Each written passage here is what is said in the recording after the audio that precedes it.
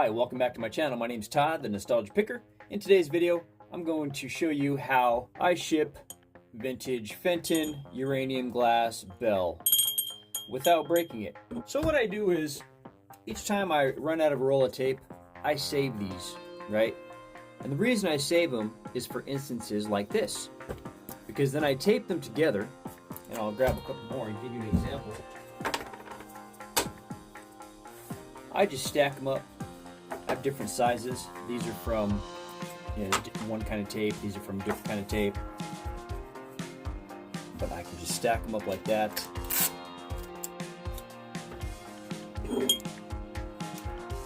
Put a piece of tape across there like that. I can hold it in place. Same thing on the other side. Then I can go ahead and wrap it, which is going to give it strength. Yeah. Like that. Okay, so now it's very, very strong, right? Okay, so next, I measure to see, okay, well, looks like we need at least one more ring on top of it, because you're going to want a little bit of extra leeway in here, so you can put some kind of padding, whether it's paper, bubble wrap, something else to protect it. Okay, so now we've got this part established, we'll go ahead and set our bell over here. The taping process by adding one more tier, whatever you want to call it, to the top of this. Okay, so there, I've got something sturdy working, right? Next, I'm gonna grab some bubble wrap. Okay, so I want really good foundation for this bottom part to sit on, right? But before that, we'll lay our bell over sideways and I want to see if we can wrap that little bell,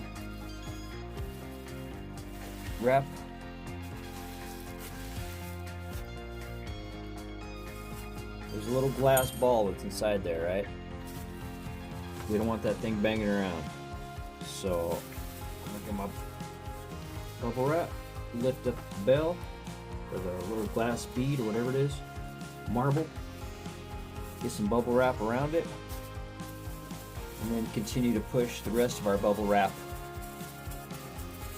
inside of there. Now we'll give the shake test. Okay, it's solid. Okay, we'll set this down over here. And we'll go back to this over here. Now we've got this, we've got this. Those two pieces are ready. Boom. I just shipped one of these yesterday. And I thought, hey, I should make a video, but I didn't. And then I sold another bell overnight, so okay. I will make a video about it. Alright, here we go. So, we still have a nice thick base, protected around the sides. Be sure not to get your tape on your glass. I don't think it would really matter, but keep it on the plastic. Bubble wrap like that. Like that, okay. So that's good to go there. I think I'm going to tape this on there like that. Then I will jam in the bubble wrapper in there to protect it. And I don't know if I'm going to use bubble wrap or paper, because sometimes paper is a little more sturdy, you know? So if you made it this far into the video and you're getting something out of it, you maybe subscribe, maybe like, maybe check it out, whatever. Alright, so that's that, that's that, that's that. Now, put our bubble wrap down in there, but we want to make sure it goes around the handle, right? So that's where I'm talking about paper. And it should do it. Just a good sized piece of paper. Make it workable. And then just wind it around the handle down there.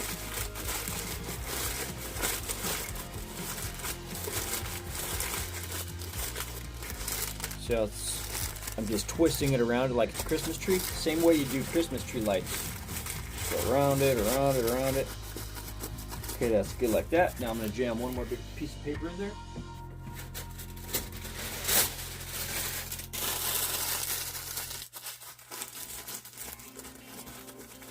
Okay. Protected, right? Protected. And that's what can happen to this. I mean, I guess it could still break, but it's going to take a force to break it now, right? So, so that's that. Next, I'm gonna quick measure it out. I have an idea. It should go in an 11-inch box, but let's see here. That's a 9. So yep. So I reach down here, grab ourselves a 11 by 7.5 by 5.5, which actually round up to 11 by 8 by 6. I ordered these boxes from Walmart. We'll go ahead and put this thing together real quick. And this is how I put together a box. Not that you need to know how to put together a box. Everybody puts it together differently. Some people just do the one piece of tape across it, and that's cool. That's usually how most packages arrive. But I see some of the stuff that packages go through over the last 10 years, 9.5 years, 9 years, whatever. 2016 is when I started. We're working towards our 11,000th product sold. All right, now we're still in the 10,000 range. Probably 10,300 or something, but oh, that's that and that's that. Grab my scissors, come in. I cut the edges so that I can fold these in like that. Fold that down, push in this side of the box so you're getting a really good measurement, because if you don't push it in, it's going to come in over 11, right? And if that happens, then you have to round up. Well, that could change the price of shipping. Okay, so that's that. We'll do the same thing on this side. Always go over the edge an inch or more. Sometimes it's more, sometimes it's right on. Give it a quick cut so it's easier to fold, so you don't have any flaps hanging out there. Nice and clean. I can cross it like that. All right, now we're good. Last thing I'm going to do is I'm going to tape this seam right here. And I totally go overboard with the tape. That's just me. You have to do that. You definitely don't. But it helps me sleep better at night, knowing that if these flaps are down and they're securely down, that the integrity of this entire box is stronger than if it's just flopping around in here like this. If it's up like that, then that, you know what I'm saying. If you understand what I'm saying, put that in the comments below. Okay. So there we are. We have our box built. You know, our piece is going to fit in there, right? Kind of looks like a firework. So what I'm going to do next is grab some paper, and we're going to float that in some paper. I could use bubble wrap, but paper I really like to use a lot too. So grab a nice long chunk of paper, jam that in there like that.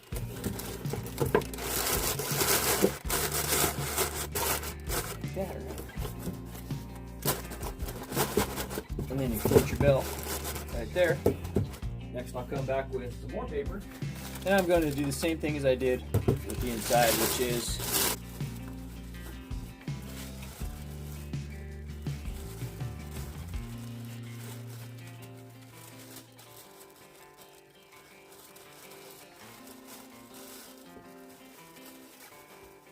go around it so it's not going to move around, right? And I'll put one last hunk of paper on top. That's going to keep it from moving, right? Now I'll give it a shake test. Feels real good. I'm happy with that. So next what I'm going to do is write out a quick thank you card. So we're going to go check out the name of this person. All right. Allison. There we go.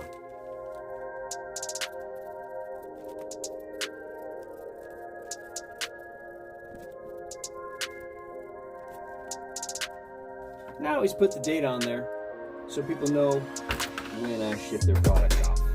So that's that. Very simple. I like to use cursive because people don't see cursive nowadays. So that's that. Put that back in there. We're going to give it another shake test just to make sure. Yeah, I think we're good. Going to go ahead and grab some tape. And finish taping this thing out.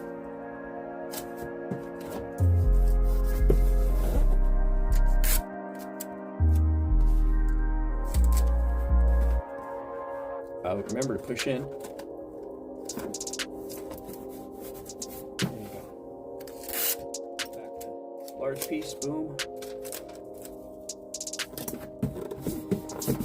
I'm still going to come back and finish up those corners.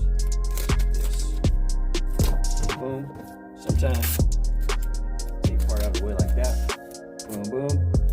Double tape it. You can also use your box cutter, or blade, whatever you have, scissors. Cut your corners. Fold it in. Boom. Done. Do it again. Left-handed.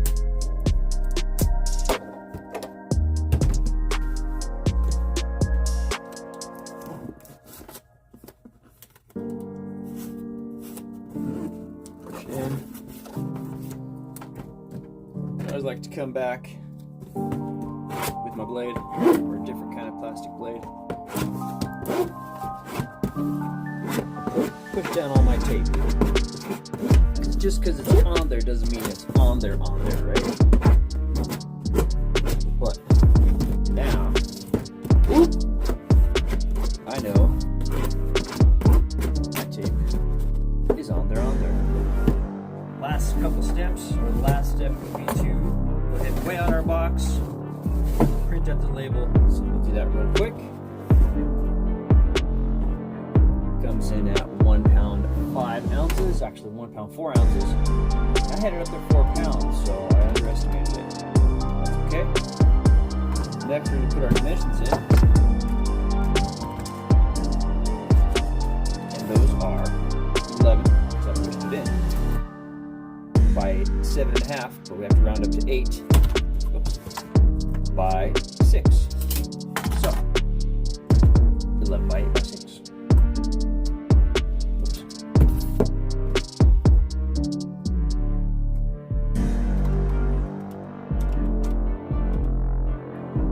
And it stayed the same, $6.54.